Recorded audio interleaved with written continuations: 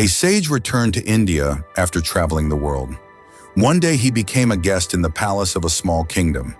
The king, eager to learn from the sage, approached him and said, "O revered sage, I have been asking a question to many ascetics and saints for the past 20 years, but no one has given me a satisfactory answer.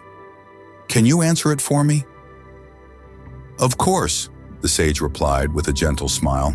"You will not be disappointed today. Ask your question." "I want to meet God," the king said, folding his hands in earnest. "Please don't explain God to me. I want to meet him directly, face to face." "Do you wish to meet him now or sometime later?" asked the sage. "Forgive me," the king said with a soft laugh, thinking the sage had misunderstood. "I am talking about the Supreme Being, not a person named God." "I understand, Your Majesty," the sage said, his smile unwavering. "I am always in contact with God. But tell me clearly, do you wish to meet him now or later?" "I want to meet him right now," the king replied impatiently. "I have been restless for 20 years to see him." "Very well. Do one thing. Write your name, address, and a brief introduction about yourself on this paper so I can tell God who you are," the sage instructed. The king quickly scribbled his name, his palace address, and his title on the paper. The sage glanced at it and said, "Your Majesty, everything you've written here seems completely false to me." "How can that be?" the king replied seriously. "I have written the truth." "All right. If I were to change your name, would that change who you are?" asked the sage. "Changing my name wouldn't change who I am," the king answered. "Then it's clear that your name is not your true identity," the sage said. "And if today you are a king, but tomorrow you were to lose your kingdom and become a beggar, would you cease to be you?" "No," said the king. "Even if I lost everything, I would still be the same person. My role might change, but I would remain myself." "Then your kingdom is not your true identity either," the sage concluded. "How old are you?" 40 years, replied the king. "When you were a child, were you someone else, or were you the same person you are now?" asked the sage. "I was the same person," the king answered without hesitation. "Age changes, the body changes, but the conscious essence inside me has remained the same since my childhood." "Then your age and your body are not your true identity either," the sage said. Holding out the paper, he continued, "Write down your true identity here so I can inform God. Otherwise, I too will be guilty of presenting falsehoods." The king scratched his head in confusion.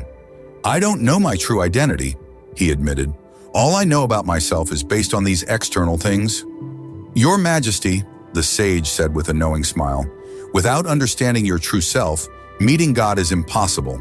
If I can't explain to him who wishes to meet him, how can I arrange the meeting? God would ask me, 'Who is it that seeks me?'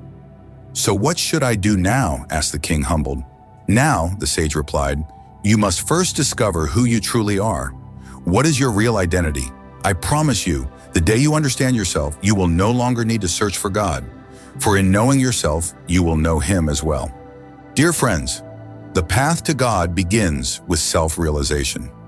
Until we understand our true identity, it is impossible to reach the divine. Through the king's question and the sage's answers, the story teaches us that names, titles, and external identities do not define who we truly are. Self-awareness is the key to unlocking the ultimate truth. Modern relevance of the story: the illusion of identity in modern life.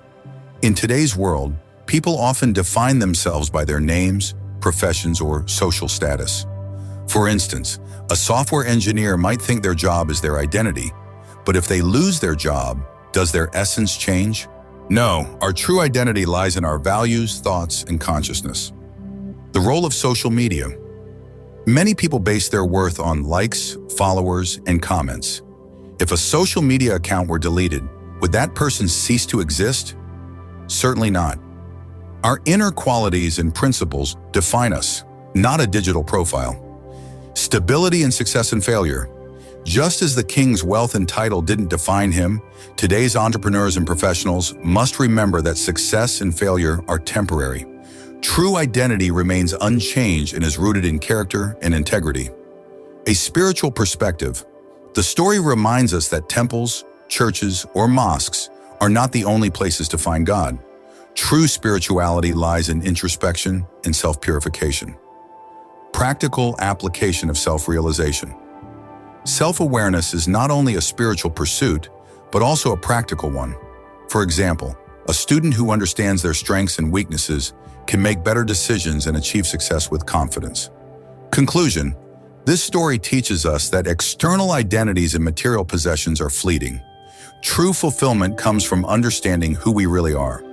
This journey of self-realization not only connects us to God, but also brings clarity, purpose, and peace to our lives.